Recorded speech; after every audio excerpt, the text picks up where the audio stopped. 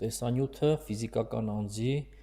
2025 թվականի եկամտային հարկի տարեկան հայտարարագրի վերաբերյալ է։ 2025 թվականի հայտարարագիրը հանձնելուց առաջ խորհուրդ կտամ ուսումնասիրել հարկային օրենսգրքի 156 հոդվածը և ՀՀ կառավարության 2023 թվականի 1067 Ն որոշումը, որը սահմանում է սոցիալական ծախսերի տեսակների առանձին ուղղությունները, ընտանիքի անդամների շրջանակը և ծախսերի փոխհատուցման առավելագույն չափերը։ Նաև խորհուրդ կտամ ուսումնասիրել ՀՀ կառավարության 2026 թվականի 225 Ն որոշումը, որը հայտարարագրման ոչ ենթակա եկամուտների տեսակների և շեմերը սահմանելու մասին է։ Ովքեր են պարտավոր հանձնել եկամտային հարկի տարեկան հայտարարագիրը։ 2025 թվականի հաշվետու տարվա և դրան հաջորդող տարիների համար ՀՀ ռեզիդենտ հանդիսացող ՀՀ քաղաքացիները պարտավոր են հանձնել եկամտային հարկի տարեկան հայտարարագիր։ Ընդ որում, ովքեր պարտավոր են հանձնել հայտարարագիրը, նրանք էլ իրավունք ունեն ստանալու սոցիալական ծախսի փոխհատուցում։ Հենց այս դրույթից ելնելով էլ որոշակի անձինք 23-24 թվականների համար չկարողացան ստանալ սոցիալական ծախսի փոխհատուցում, օրինակ զինծառայողները, որոնց վերաբերյալ տեղեկատվությունը սահմանափակ օգտագործման ենթակա էր և նրանք 2023-24 թվականների համար հարկային օրենսգրքի 156-րդ հոդվածի համաձայն ենթակա չէին հայտարարագրման, իսկ 25 թվականից սկսած նրանք ևս կարող են ստանալ սոցիալական ծախսի փոխհատուցում։ Ընդ որում, ասեմ նաև, որ սոցիալական ծախսը փոխհատուցվում է, եթե ֆիզիկական անձը ունի վճարած եկամտային հարկ։ Եթե ձեր վճարած եկամտային հարկը ամբողջությամբ ուղղվել է հիպոթեկային վարկի սպասարկմանը և դուք չունեք այլ եկամուտներից պահված եկամտային հարկ, ապա չեք կարող ստանալ սոցիալական ծախսի փոխհատուցում։ Ինչ է տեղի ունենում, եթե սահմանված ժամկետում չենք ներկայացնում հայտարարագիրը։ Հարկային մարմնի նախանձեռացրած հայտարարագիրը համարվում է օրենքով սահմանված կարգով հարկային մարմին ներկայացված։ Սակայն այս դեպքում չենք կարող ստանալ սոցիալական ծախսի փոխհատուցում։ Որպեսզի ստանանք սոցիալական ծախսի փոխհատուցում, պետք է մենք պարտադիր պայմաններից է, որպեսզի մենք մեր էլեկտրոնային ստորագրությամբ վավերացնենք հայտարարագիրը և ուղարկենք։ Այսպիսով 2025 թվականի համար ովքեր իրավունք ունեն ստանալու սոցիալական ծախսի փոխհատուցում։ ՀՀ ռեզիդենտ, ՀՀ քաղաքացիները, ովքեր սահմանված ժամկետում հարկային մարմին են ներկայացրել էլեկտրոնային ստորագրությամբ վավերացված եկամտային հարկի տարեկան հաշվարկը։ Սոցիալական ծախսերը կատարվել են անկանխիկ բացառությամբ դասագրքերի վարձակալության նպատակով կատարված ծախսերի։ Սոցիալական ծախսն անմիջականորեն կատարվել է հայտարարատու ֆիզիկական անձի կողմից։ Ովքեր են համարվում ընտանիքի անդամներ։ Սոցիալական ծախսերի փոխհատուցման նպատակով ֆիզիկական անձի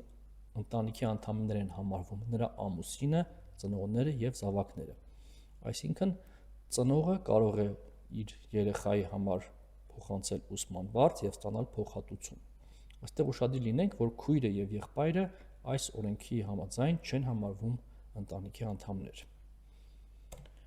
Որ սոցիալական ծախսերն են փոխհատուցվում։ Կրթության գծով սոցիալական ծախսերը և առողջապահության գծով սոցիալական ծախսերը, որոնք են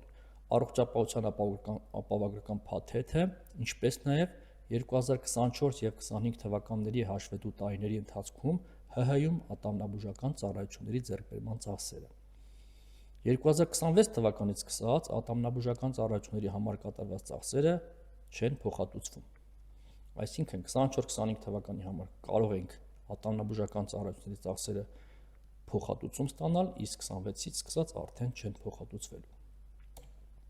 Որքան է կազմում սոցիալական ծախսի փոխհատուցման չափը։ Առանձին ուղղություններով սոցիալական ծախսերի փոխհատուցման առավելագույն չափերն են համարվում առողջապահության գծով սոցիալական ծախսի համար տարեկան 50,000 դրամը, կրթության գծով սոցիալական ծախսի համար տարեկան առավելագույն 100,000 դրամը։ Ֆիզիկական անձի իր և իր ընտանիքի անդամների համար կատարված բոլոր ուղղություններով սոցիալական ծախսերի առավելագույն չափը կազմում է տարեկան 100,000 դրամ։ Այսինքն, եթե ենթադրենք 50,000 ծախսել ենք ատամնաբուժական ծառայությունների համար, 100,000 ծախսել ենք կրթության ծախսի համար, մենք երկու ուղղությունը միասին իրավունք ունենք յետ ստանալու մաքսիմում 100,000 դրամ։ Ինչպես եւ որտեղից սկսել սոցիալական ծախսը յետ ստանալու գործընթացը։ Նախ պետք է անկանխիկ կատարել վճարումը սոցիալական ծախսի համար, ապա դիմել վճարման անդորագրով դիմել սոցիալական ծախսի ծառայությունը մատուցած կազմակերպությանը խնդրանքով դուրս գրել սոցիալական ծախսի հաշիվ։ Այսքանով անդրադարձանք հաճախ տրվող հարցերին, այժմ պրակտիկ օրինակով լրացնենք մեկ հայտարարագիր։ Մուտք են գործում պետեկամուտների կոմիտեի կայք, հայտարարագրերի լրացման էլեկտրոնային հարթակ, մուտք են գործում ես եմ համակարգի միջոցով, բջջային էլեկտրոնային ստորագրությամբ, հավաքում ենք կոդը, PIN կոդը,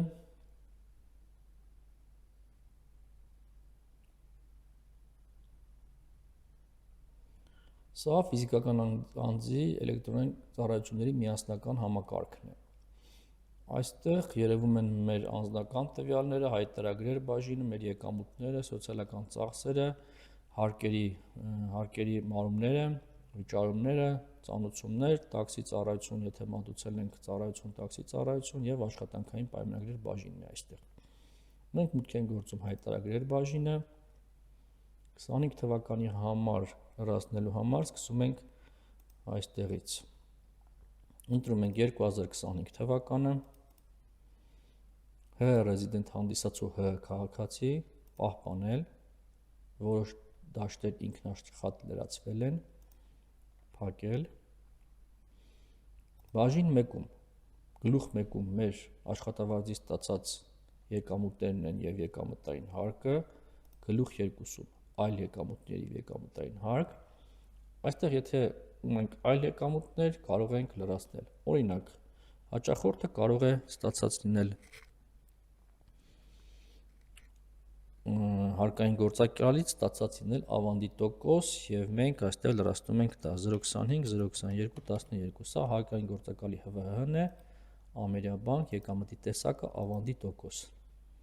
ավելացնել գործակալ։ Այստեղ գրում ենք ստացված եկամուտի չափը 124250, որից պահվել է 12425 դրամ եկամտային հարկ։ Եվ եթե այլ հարկային գործակալներից եւս այսպիսի եկամուտներ ստացած լինենք, դրանք եւս պետք է ՀՎ-ի միջոցով լրացնենք եւ ավելացնենք։ Բաժին 2։ Այստեղ մեր նվազեցվող եկամուտներն են։ Մեր դեպքում ստացել ենք ապահովագրական հատուցում 166,000 դրամի չափով 2025 թվականին։ Ունենք նաև սոցիալական փաթեթ, որը կարող ենք գրել այլ նվազեցվող եկամուտների դաշտում 72,000 եւ եթե եւս որևէ մի եկամուտ ունենք նշվածներից, որոնք նվազեցվող չհարկվող եկամուտներ են, մենք դրանք եւս այստեղ լրացնում ենք։ Անցնենք առաջ։ Հարկային գործակալ չհանդիսացողների ստացվող եկամուտներից եկամտային հարկ։ Սա եթե ֆիզիկական անձին որոշակի եկամուտ է վճարել եւ այդ նա հարկային գործակալ հանդես չի եկել եւ հարկը չի պահել փոխանցել բյուջե, բնականաբար այս դեպքում եկամուտ ստացող անձը պարտավոր է այստեղ լրացնել իր եկամուտները, հարկել եւ հարկ առաջացնել եւ վճարել։ Օրինակ, դա կարող է լինել վարձակալությամբ հանձնված բնակարան։ Լրացնում ենք վարձավճար բաժնում, 10%-ով հարկում ենք եւ դա վճարում ենք բյուջե։ Սոցիալական ծախսեր բաժինը։ Այստեղ մեր հաճախորդը կատարել է 50,000 դրամ ատամնաբուժական ծառայությունների համար ծախս եւ 63,000 դրամ կրթության ծախս, դիմել է համապատասխան կազմակերպություններին, խնդրանքով գրել հաշիվ, վճարել է անկանխիկ, նրանք հաշիվը դուրս են գրել, որը արդեն իսկ արտացոլվում է իր հայտարարագրի մեջ։ Սակայն պետք է այստեղ նկատի ունենանք, որ ընդհանուր գումարը կազմում է 113,000 դրամ, իսկ հարկային մարմինը արդեն իսկ նշում է կատարել, որ փոխհատուցման գումարը չի կարող գերազանցել կառավարության սահմանած առավելագույն չափը, այն է 100,000 դրամը։ Այսինքն կարող ենք հետ ստանալ ընդամենը 100,000 դրամ։ Սա մեր վճարված եկամտային հարկն է եւ փոխհատուցման ենթակա 100,000 դրամ սոցիալական ծախսը։ Տալիս ենք գրանցել, որոշ դաշտերի արժեքներ ավտոմատ կերպով ճշգրտվել են, փակել, նորից գրանցել, հայտարարագիրը գրանցված է, տալիս ենք ստորագրել, ընտրում ենք բջջային ստորագրություն, հաստատել, ստորագրում ենք բջջային ստորագրությամբ, հավաքում ենք կոդը հեռախոսի մեջ,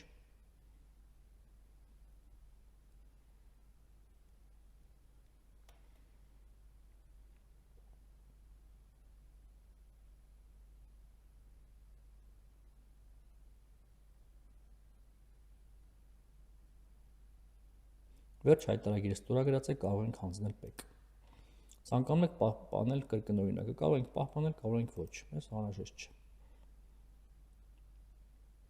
Հայտարարագիրը հանձնված է, այնուհետև մուտք ենք գործում հարկերի մարուն վերադարձ բաժինը։ Հայտարարագիրը հանձնելուց հետո հարկերի մարուն վերադարձ բաժնում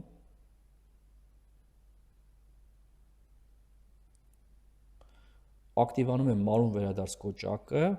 այն պետք է մենք սեղմենք, որպեսզի կարողանանք հետ ստանալ սոցիալական ծախսը։ Սեղմելուց հետո սոցիալական ծախսը կհայտնվի միասնական հաշվում եւ այնտեղից կարող ենք արդեն դիմումի միջոցով հետ պահանջել 100,000 դրամը։ Տալիս ենք մարուն վերադարձ, գործողությունը ավարտվեց հաջողությամբ, փակել։ Մեկ օրվա ընթացքում սոցիալական ծախսը հայտնվում է միասնական հաշվում եւ այս պահին էլ արդեն կարող ենք դիմում գրել եւ հետ պահանջել սոցիալական ծախսը։ Հայտարարագրի ձևեր, դիմում, տալիս ենք համաձայնություն բանկային հաշվի համարի ստուգման, բանկային հաշվի համարը արդեն իսկ ավտոմատ ինքնաշխատ լրացվեց, քանի որ մենք անձնական էջում գրել էինք բանկային հաշվի համարը, վերադարձման գումարը 100,000 դրամ, եթե ձեր մոտ չլինի, դուք ձեռքով կարող եք բանկային հաշվի համարը լրացնել։ Տալիս ենք գրանցել,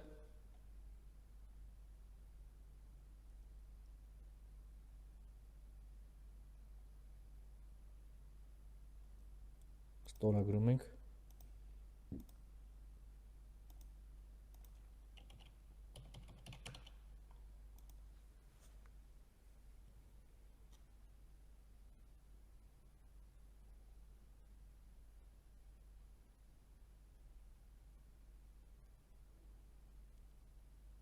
հավաքում ենք PIN կոդը հեռախոսի մեջ,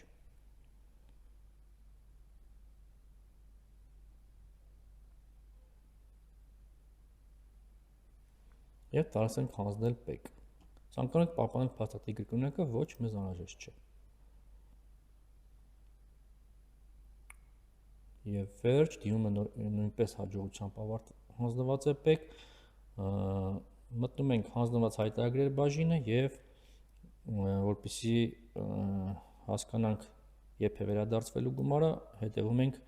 դիմումի կարգավիճակին։ Սեղմ ենք տեսնել ավելի, այստեղ դիմումը ընթացքի մեջ է, հենց ՊԵԿ-ը հաստատի գումարի վերադարձը, կարգավիճակը կփոխվի դառնա ընդունված։ Վերջ, գործողությունը կատարեցինք, մոտ 3 աշխատանքային օրվա ընթացքում սոցիալական ծախսը հետ կմստի մեր հաշվի համարին։ Շնորհակալություն ուշադրության համար, խնդրում ենք բաժանորդագրվել եւ տարածել տեսանյութը։